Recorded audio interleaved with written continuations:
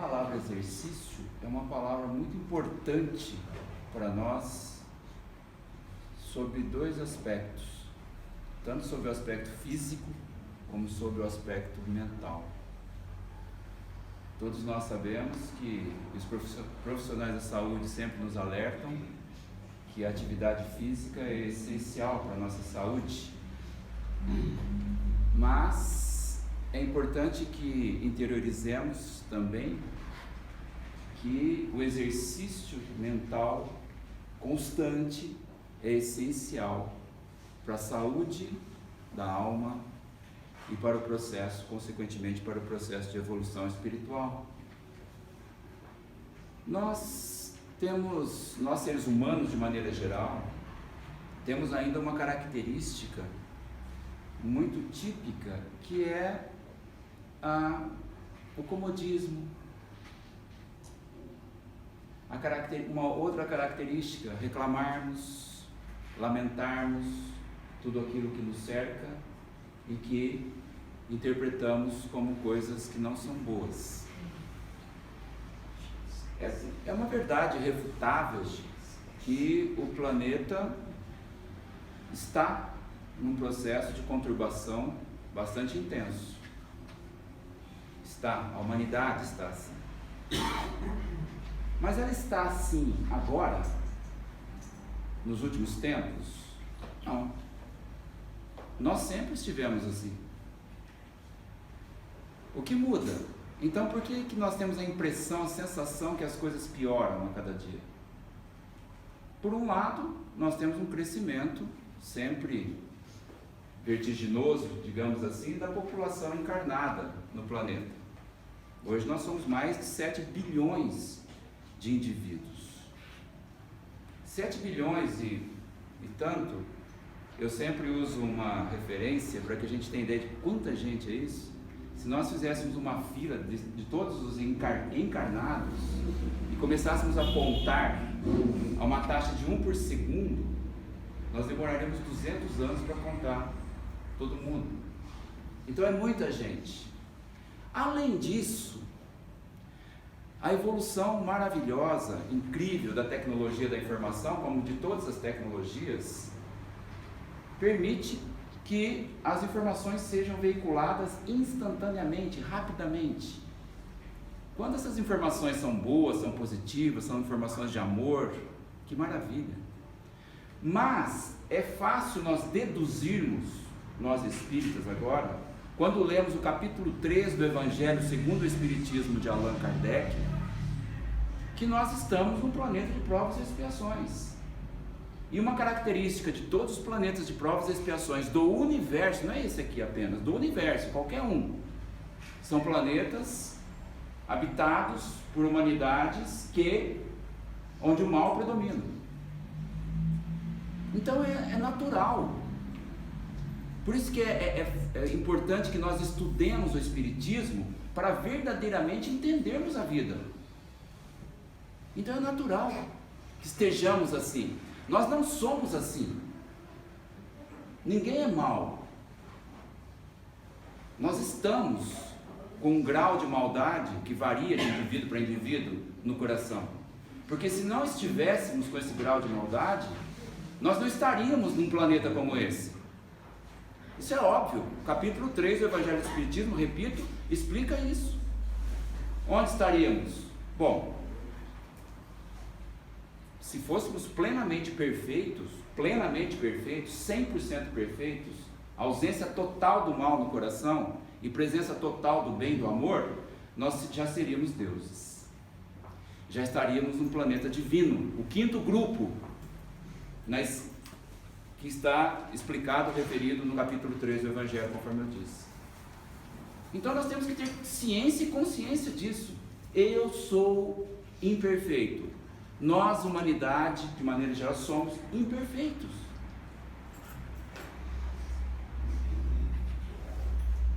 É importante para que nós gradativamente trabalhemos nos nossos interiores e para que nos transformemos gradativamente. A partir do momento que cada um se transforme, a humanidade transformar-se-á. Então não adianta eu reclamar, eu lamentar de todas as barbaridades que a gente assiste todos os dias no nosso entorno. E quando eu digo nosso entorno, eu não estou dizendo Brasil. Mundo, o planeta é assim. Se nós moralmente acompanhássemos a evolução tecnológica que nós experimentamos nas últimas décadas e cuja tendência é acelerar-se cada vez mais, imagina, nós já estaríamos à beira da regeneração sem dúvida. Mas não, paradoxalmente, a humanidade evolui sob a ótica moral de uma maneira muitíssimo lenta. Por outro lado, se nós fizermos uma análise baseada em pesquisas científicas do grau de satisfação, de felicidade da humanidade, ele é baixo.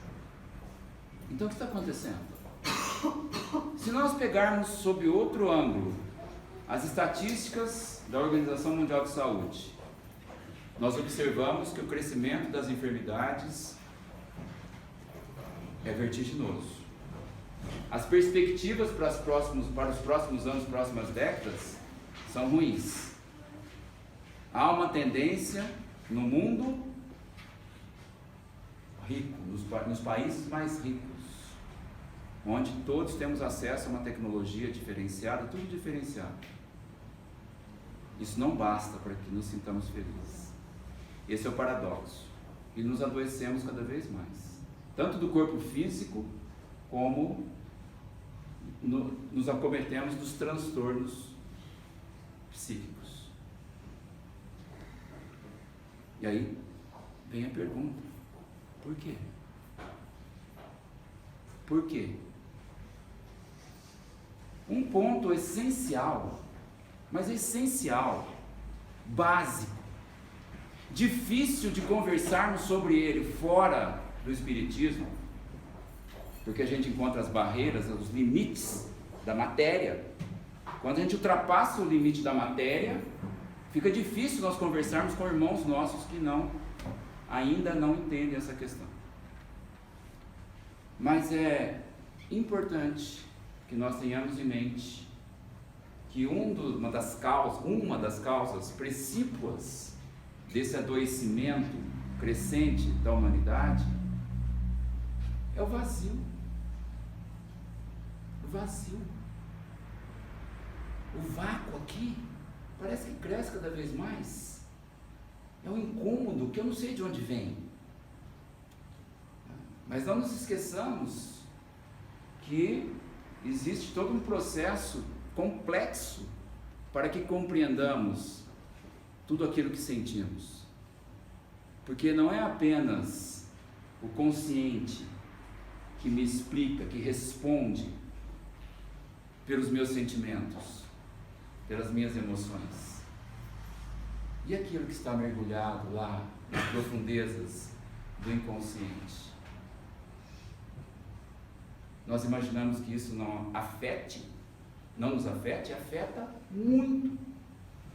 Porque nós espíritas sabemos que todas as informações, todas as experiências que nós já tivemos em todas as encarnações pelas quais passamos, vamos pensar como seres humanos. Não vamos nem pensar nas encarnações anteriores à humanidade. Mas como seres humanos, todas as experiências estão armazenadas no inconsciente. É claro que as informações emergem. Nós temos uma carga, nós carregamos um peso muito grande das nossas atitudes, das nossas ações pretéritas de outras encarnações. Porque quando a gente para pensar sobre o porquê dos meus sentimentos, da dificuldade que eu tenho de transformar-me, da dificuldade que eu tenho de entender a vida, de entender o sofrimento, de entender as dores, por que eu passo por isso? Não sou eu.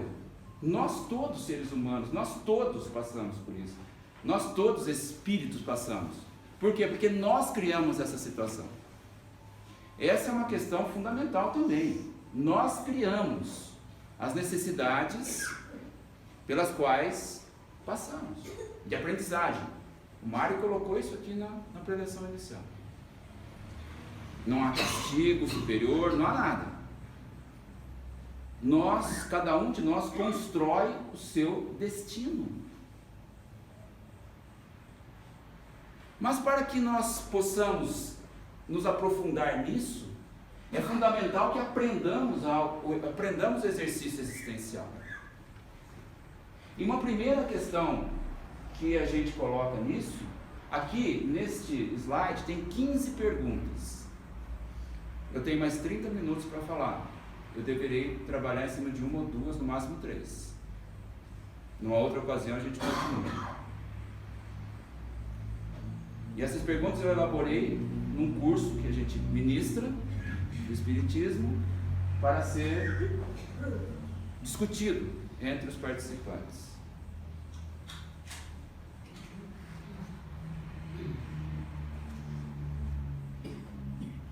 Desculpa que eu fui para...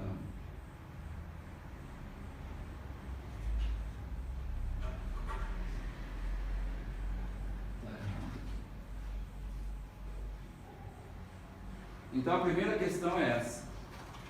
São perguntas aparentemente simples, cujas respostas não são simples, são complexas.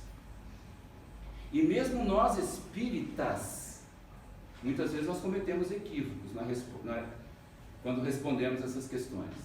Quem somos nós? Como que nós podemos equilibrar a nossa vida, a nossa existência, os nossos sentimentos, se não sabemos quem somos? Partamos desse princípio. Quando alguém é alfabetizado, o que o professor primeiro ensina? As vogais, as consoantes, são juntadas para formar as palavras.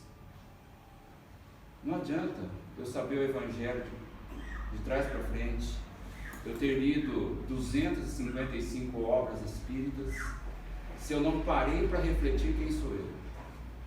Eu sou um teórico fantástico, mas e na prática? Quem sou eu? Cada um pense. Quem é você? Eu poderia responder: eu sou Edson. E você me diria: não, mas não é isso que eu quero saber, Edson. Eu quero saber mais. Desculpa. Edson Ramos de Siqueira. Não é essa a resposta. Qual a resposta correta? Que a gente tem que exercitar, deve. Temos o livre-arbítrio.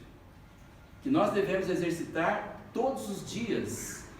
E a partir disso, nós vamos mudar muitos pensamentos. Nós vamos tirar aqui de dentro muitos medos, muitos traumas. Quem sou eu?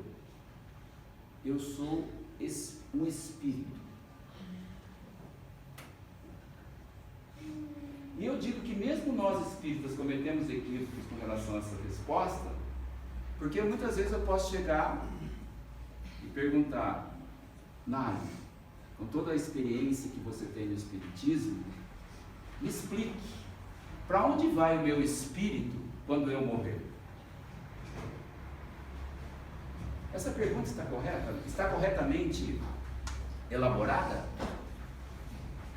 Não, para onde vai o meu espírito? Se eu estou dizendo para onde vai o meu espírito, você poderia me perguntar: mas quem é você então? Você que está falando comigo, quem é você? Você tem espírito? Eu tenho espírito. Então quem é você? Exercício. Tentem responder. É errado. A pergunta que eu deveria fazer para ele seria a seguinte: quando o meu corpo físico morrer, para onde eu, espírito, irei? Eu não sei. O Espiritismo me explica, mas eu ainda não sei. Entenderam a diferença? É uma diferença brutal. Porque nós não somos corpos físicos. Mas a humanidade, nesse estágio de evolução que está, grande parte dela, pensa como corpo físico. E nós não somos corpos físicos. Tudo começa daí. Porque quando eu me dou conta que eu sou um espírito, tudo muda na minha vida. Porque o Espiritismo vai me explicar que um dia eu fui originado simples e ignorante e que jamais morreremos. Vejam bem a diferença. Nós nascemos uma vez e jamais morreremos. Como assim, Edson? Não, eu espírito. O meu corpo físico é outra história. Esse é um corpo transitório. O que são algumas décadas de existência enclausurados nesse instrumento físico maravilhoso? Mas enclausurados. É um instrumento de limitação para nós. É o principal instrumento pedagógico que a espiritualidade superior utiliza para a nossa aprendizagem do amor. Porque não se evolui, é simples. Como que eu posso evoluir? Aprendendo a amar. É tão difícil aprender a amar que a espiritualidade precisa usar instrumentos complexos, pedagogicamente falando, como esse instrumento aqui, que é um instrumento efêmero, passageiro. Mas nós pensamos como corpos físicos. Eu me identifico pelo corpo físico. Nos identificamos como corpos físicos. Nós criamos em nossos corações preconceitos pela forma do corpo físico, pela cor do corpo físico. Olha o absurdo da ignorância espiritual em que está mergulhada a humanidade. E quem são os corpos físicos? Meros instrumentos de aprendizagem. Nos apegamos ao corpo físico. E muitas vezes nos apegamos, nos preocupamos com as mudanças naturais, biológicas, mas não nos preocupamos com a saúde interna dele. E continuamos nesse estágio de evolução suicidas inconscientes, como tão bem nos ensina André Luiz pela psicografia de Chico Xavier. E eu sempre saliento isso. Alguém do nosso já falou várias vezes do nosso lar, e vou falar N vezes. Porque os ensinamentos provenientes da superioridade espiritual, eles têm uma profundidade inimaginável. Não foi por falta do que fazer que André Luiz transmitiu ao Chico nosso lar e toda a sua obra. É como assim, meus irmãos queridos, olha o que aconteceu comigo. Evitem. Não façam isso. Mudem a trajetória. Mas se quiserem fazer, façam, porque nós temos livre-arbítrio. É muito importante que nós defendamos sempre a liberdade do próximo e a nossa, consequentemente. Mas o que é isso? É interessante que, desde sempre, as informações, os ensinamentos espirituais profundos nos foram passados por diferentes mestres. E não sei se vocês, alguns, devem conhecer, devem ter lido sobre a Capela dos Ossos, lá em Évora, Portugal.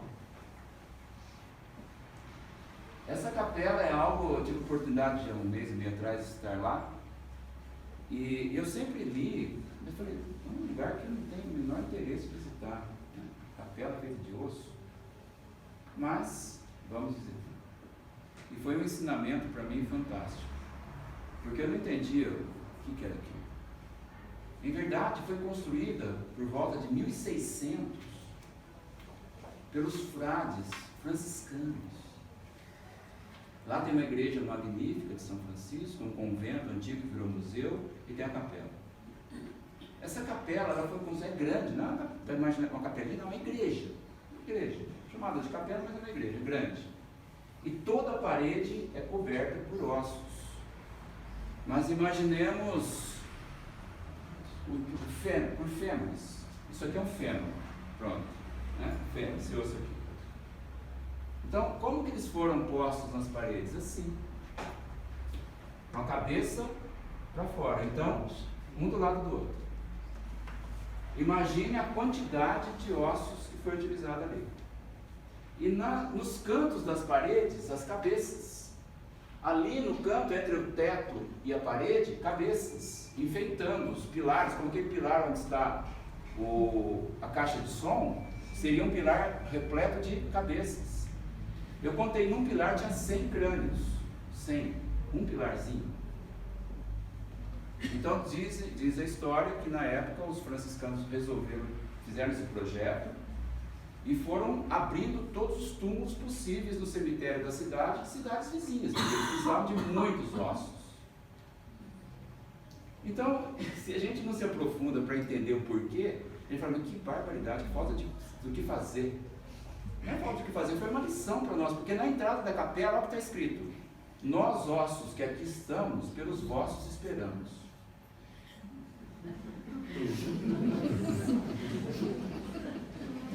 Então analisemos filosoficamente isso. É como que dissesse para mim, o senhor Edson, está entrando aqui, né? Baixa o seu nível de vaidade, de orgulho, né? Começa a tirar, jogar fora as mágoas do seu coração, começa a aprender a perdoar o próximo, começa a aprender a fazer caridade de verdade, a ser mais fraterno, a ser menos egocêntrico, porque o seu destino é esse. É claro que nós espíritas hoje interpretando, esse não é o nosso destino, é o destino dos nossos corpos físicos. Mas toda a vaidade, tudo aquilo que a gente encerra hoje, é baseado no que? No nosso entorno, nessa existência. Então aquilo é um choque positivo, porque você entra lá. Imagine quem não é espírita, para nós é simples, né?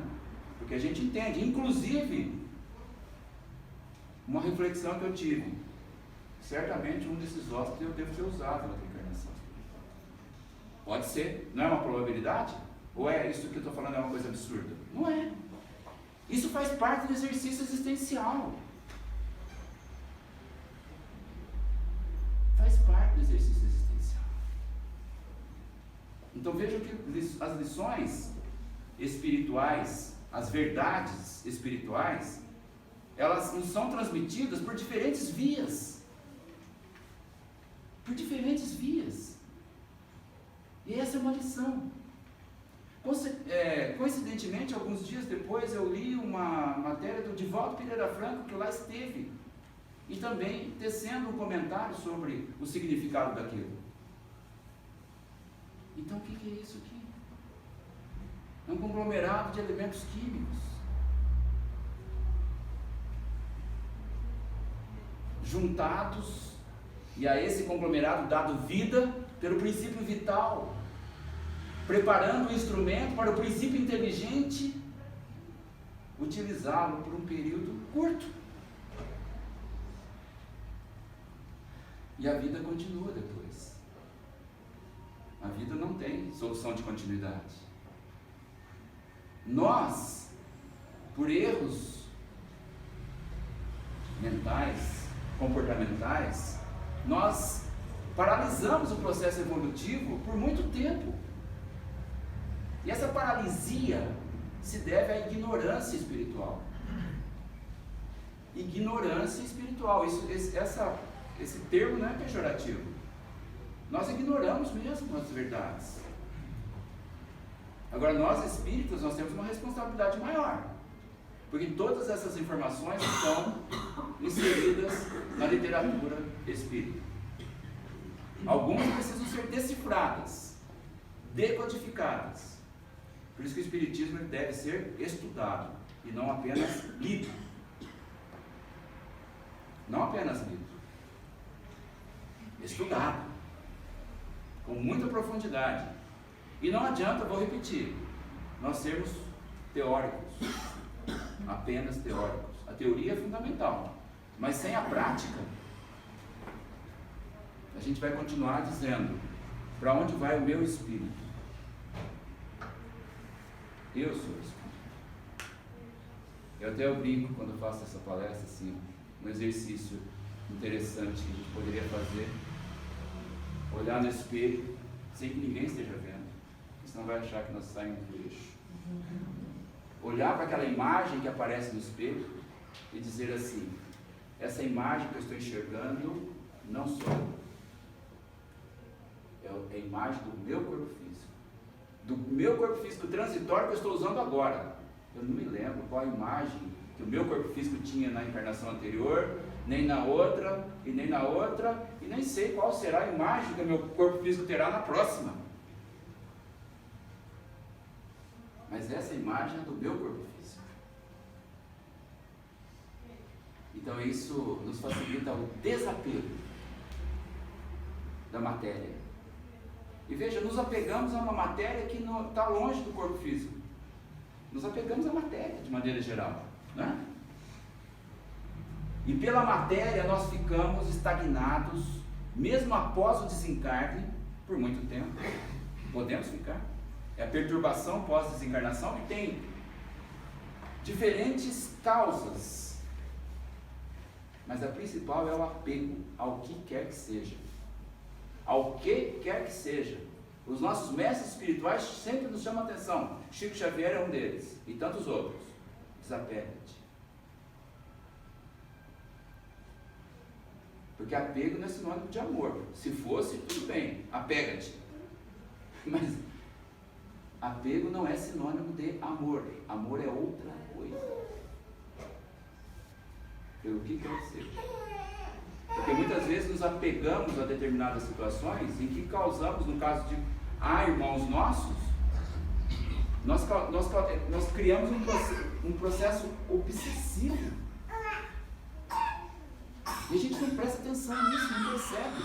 Então tem que me dar conta qual o limite entre o amor e o apego. Onde está o limite? Eu tenho que conhecer esse limite. Tenho ou não? Desculpa. Devo. Nada nos é imposto. Devemos. Não temos.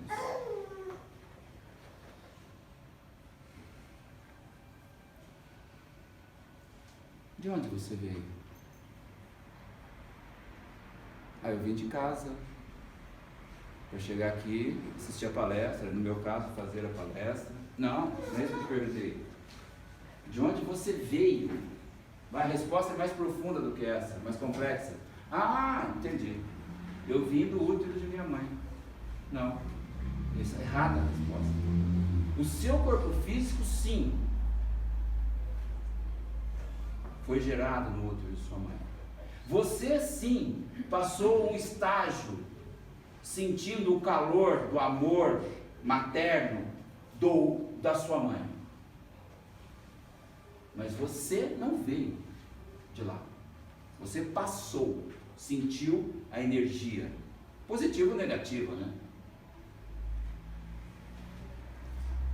Via de regra, positiva, em grande parte das mães. O amor materno é o primeiro choque positivo para o espírito. Acorda. Você ficou 9 meses sentindo o que é o amor materno. É o primeiro choque positivo. Nós passamos lá sentindo aquele amor, depois a gente se esquece. É fantástico. A espiritualidade prepara tudo para nós. Tudo para nós aprendermos a amar. E muitas vezes nós interpretamos erroneamente. O que foi que eu fiz para Deus para merecer todo esse sofrimento? A gente tem que rir de nós mesmos. Que absurdo! Eu contestar a sabedoria suprema, alguma coisa está errada. Então é um alerta para mim. eu preciso fazer um exercício existencial. Porque eu não estou sabendo de nada que está acontecendo comigo, eu não conheço os mecanismos, os princípios da espiritualidade.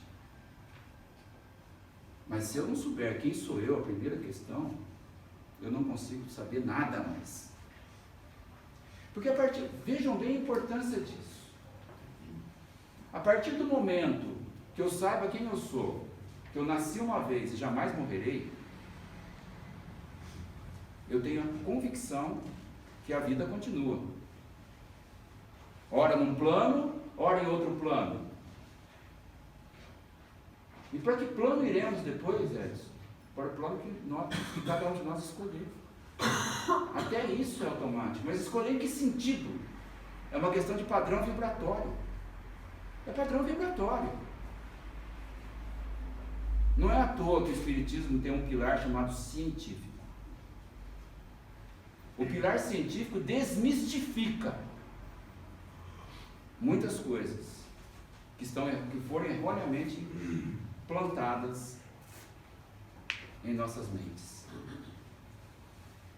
Não que erroneamente não digo, é que era o momento, naquele momento, naquele tempo, a gente não tinha condição de entender o que nós temos condição de entender hoje, que é exatamente isso que nós estamos conversando.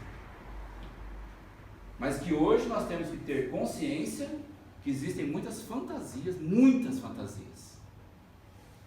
inseridas em nossas mentes. Nós precisamos trabalhar isso. Não no sentido de tirar sem entender por que está tentando tirar. É entender a verdade. É buscar a verdade. Espiritismo, a verdade que consola. Terceira revelação. A verdade que consola.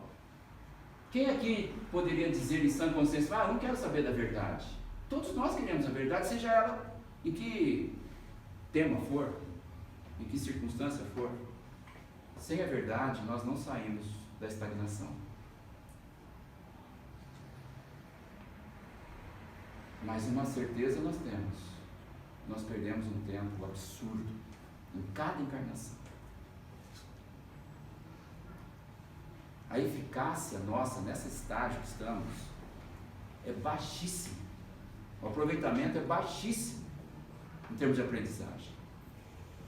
Se os professores espirituais tivessem que nos dar uma nota, seria como nos velhos tempos dizíamos, né? No tempo da nota no boletim, na caneta, seria uma nota vermelha, de reprovação.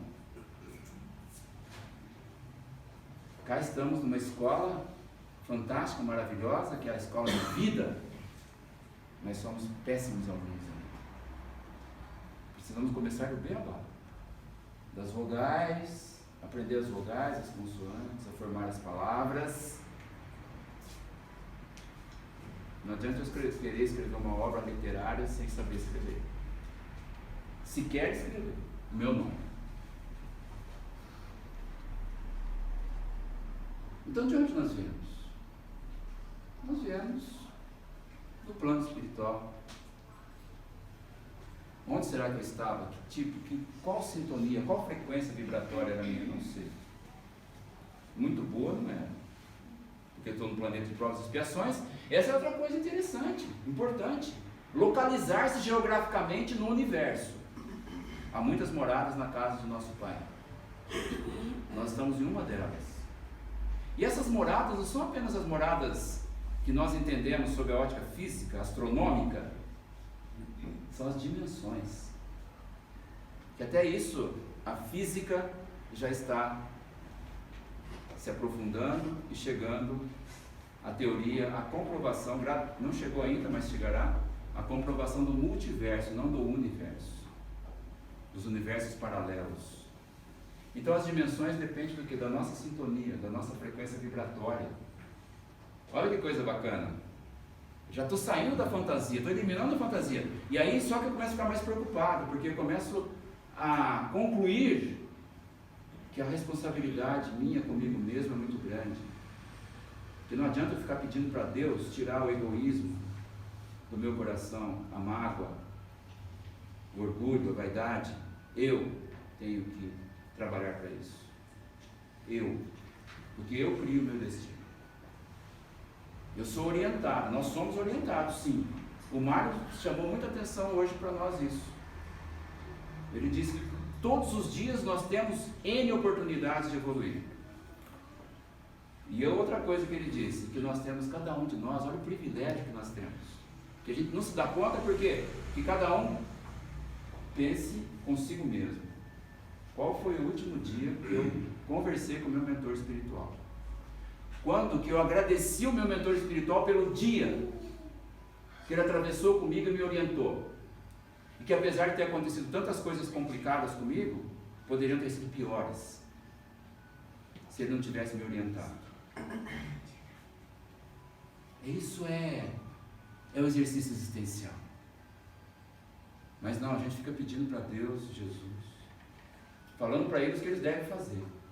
Einstein, um espírito bastante evoluído, né, no sentido moral também, disse assim: para de falar para Deus o que ele tem que fazer. Quem somos nós? Esses espíritos infantis que ficam falando para Deus, para Jesus, para toda a espiritualidade maior que eles devem fazer. Quando que eu vou me dar conta disso? Há quanto tempo que eu estou pedindo um mundo de coisa para a espiritualidade superior, e quando que eu vou observar que as coisas não acontecem como eu quereria que acontecesse? Por quê? Porque Jesus esqueceu-se de mim? Não. Porque nós estamos aqui como os bons alunos, os alunos de maneira geral, o professor ensina. O professor não faz a prova pelo aluno. O professor não faz o exame pelo aluno. O professor não passa a cola para o aluno. O professor ensina. E olha o que Jesus fez por amor a nós. Reencarnou-se sem necessidade dele especificamente, porque é um espírito muitíssimo evoluído, para que na nossa presença, frente a frente, nos ensinar a amar. Ou ele veio com uma varinha e falou assim: agora todos vocês virarão anjinhos. A terra será um paraíso a partir de agora. Olha lá, onde ele esteve, que paz, né? É paz lá, onde toda a história dele se passou. Mas por que Jesus não transformou aquilo num paraíso? Ele passou por lá. Não, mas não é o papel dele. O papel dele e de todos os nossos superiores espirituais é nos ensinar. Não fazer por nós. Quando que a gente vai se dar conta disso? Quando? Então, se não exercitarmos, nós não vamos sair daquela situação típica do indivíduo sedentário, usando como metáfora a questão física. Usando como metáfora a questão física. E aí, chega alguém, eu bato alguém no meu ombro aqui, vamos supor, né? Eu olho, meu mentor, eu sou mentor, é isso. Pois não. O que você está fazendo aqui? Mas como assim, fazendo aqui aonde? Eu estou aqui no centro, não. O que você está fazendo reencarnado aqui na Terra? É claro que não vai falar vai falar com muito amor, com muito carinho, com muita calma. Meu querido irmãozinho, o que você está fazendo aqui? Até agora não me falaram. Então pensa um pouquinho. Não sei. Então eu vou responder para você, meu querido irmãozinho. Você está aqui para evoluir. E como que eu evoluo? Aprendendo a amar. E o que mais que eu preciso fazer? Só? Então eu não preciso trabalhar, né? Claro que sim. O trabalho, a convivência familiar, a convivência humana de maneira geral, todo o nosso entorno, toda a nossa vida cotidiana, todas as nossas dificuldades, o trânsito engarrafado, tudo é instrumento pedagógico para que aprendamos a amar. Se eu perco a paciência no trânsito, aí eu tenho que parar para pensar depois: nossa, hoje eu perdi a paciência no trânsito, meti a mão na buzina, xinguei. Estou indo contra os princípios do aprendizado do amor. Amanhã eu vou enfrentar o mesmo trânsito, vou tentar frear esse impulso. Vocês estão percebendo? Quando a gente trabalhar nossa mente nesse sentido, a gente vai começar a sentir que algo está mudando na nossa vida, na nossa visão de vida. Nós vamos começar a assumir as nossas responsabilidades, a trabalhar por nós mesmos. Porque eu não vou mudar enquanto eu não tomar essa iniciativa. Dogmaticamente nós aprendemos, peça para Deus. Eu tenho que pedir para mim. Deus já faz tudo o que eu preciso. Já me concedeu tudo o que eu preciso. Tudo. Inclusive um orientador espiritual. Quem? Um aluno nosso aqui, nas nossas escolas convencionais, imagina, cada aluninho chega no primeiro dia e fala, olha, você vai ter a partir de hoje um orientador que vai ficar 24 horas com você. Para pensar. É utopia, lógico. 24 horas. Nós temos. Só que a gente não acredita porque ele não enxerga, né? Porque nós pensamos como corpos físicos, nós achamos que tudo na vida é a matéria que nos cerca. Essa matéria é um instrumento pedagógico, é uma ilusão. A matéria é uma ilusão.